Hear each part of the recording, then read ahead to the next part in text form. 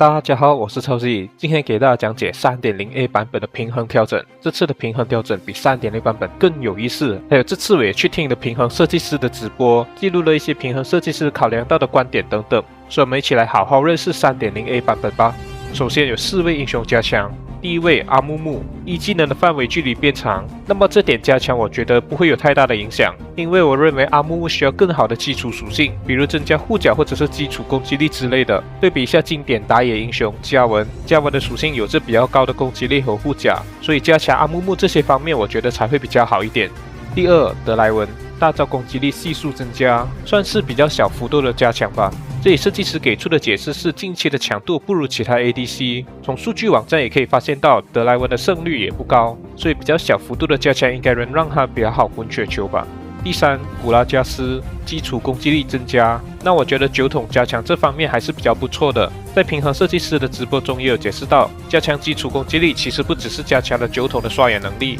同时这方面也加强了9桶的单挑能力，因此也算是间接性的加强了上路的9桶，所以这点加强给了9桶有更多的可能性。第四，卡特琳娜，大招的魔攻系数增加，我觉得这点加强对卡特也是蛮重要的。根据数据网站，卡特的胜率也是不超过50%，而且我在翡翠3的时候其实也有用过卡特上分，但是到了翡翠1左右，卡特这个英雄就不太好用了，所以这波加强或许我又能回去玩卡特了也说不定。接着有这6位英雄削弱。第一，射题，基础属性、被动攻速和1技能都被大幅削弱。毕竟上版本的射题的强度真的太强大了，对面射题爆锤自家的队友的情况，我自己也有遇过不少。后来我也几乎每把排位都必搬射题，虽然有部分的原因是比较让自己的队友失心英雄，但是这波整体的削弱只能说在情理之中，因此射题的强度在 3.0A 版本有待观察。第二，莫甘娜，基础护甲增加，但2技能和大招的伤害降低。那么我觉得削弱的重点是莫甘娜的清线能力，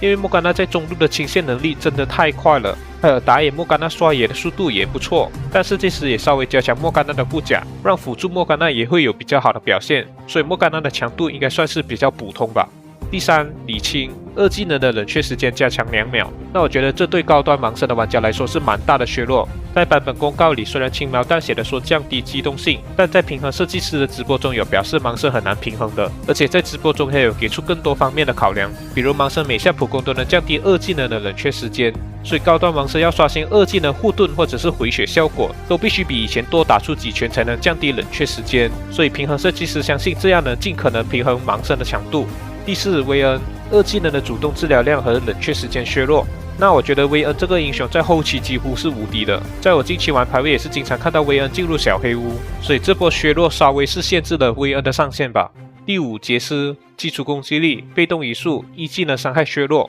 那么杰斯的强度在上个版本除了射题以外，几乎也是稳定在 T1 级别的强度左右。还有在平衡设计师的直播中也有表示，这波削弱更多是针对高端局玩家，比如削弱攻击力和伤害是降低高端局玩家的消耗能力，削弱被动移速是限制高端玩家的拉扯能力等等。但杰斯这波的削弱没有到非常的致命，所以我觉得这波的削弱还是比较能接受的。第六，卡米尔，2技能和大招被惨遭大削弱。这次的削弱加上 2.6A 版本的被动削弱，只能说卡米尔是真的惨中之惨了。但平衡设计师也有在直播解释到，他们削弱2技能主要是为了降低卡米尔的消耗能力。然后对于大招的削弱解读我不是很能理解，但大致的意思应该是说要降低大招的功能性，把大招的功能定义为只是用来躲避关键的伤害，或者用大招来把敌人强制留下来而已。假设大招还有很高伤害的话，就觉得有点做坏了，因此平衡设计师在这方面进行大幅度的削弱，所以我觉得卡米尔这次是真的被砍废了。之后就说说装备的改动吧。大天使的技能级数和护盾值降低，那我觉得大天使这个削弱不是很好。有些英雄其实特别依赖这件装备，但是平衡设计师认为大天使对某些英雄来说很强，特别是大天使对唢呐来说又好用又很强。可是削弱了这件装备等于削弱了众多的法师英雄，所以这波削弱我感觉殃及了不少的无辜法师吧。然后是锯齿短臂和夜之锋刃削弱，还有幽梦之魂和暗影扩刀加强。那么觉得锯齿短臂之前是真的太强了，价格不贵，而且还提供10%的穿甲效果，所以这几件的装备加强和削弱都平衡的不错，唯独木刃的性价比就稍微受到了一些影响吧。紧接着是召唤师技能的改动，屏障的护盾值削弱。那么我觉得这个削弱算是比较能接受的范围，因为屏障本身就是比较好用的召唤师技能，冷却时间短，而且中路和射手英雄都在用，所以这点点削弱其实影响不大。最后就是符文的改动，战略家符文大幅度的削弱，现在击杀目标时获得的金币奖励变少了很多。我个人觉得这个改动很大程度影响了游戏的未来走向，但是平衡设计师在直播中也有给出他们的考量因素。第一，他们认为击杀奖励真的给太多了，让打野很容易滚起雪球。第二，想要间接性削弱当代新的打野英雄，比如剑圣或者是武器大师等等。那么我个人觉得这两个观点是蛮中肯的，因为队伍里有更好的打野玩家是真的非常重要。打野玩家其实有很大的部分影响这游戏的输赢，而且我自己在排位中真的遇到过无数个脑残的打野玩家。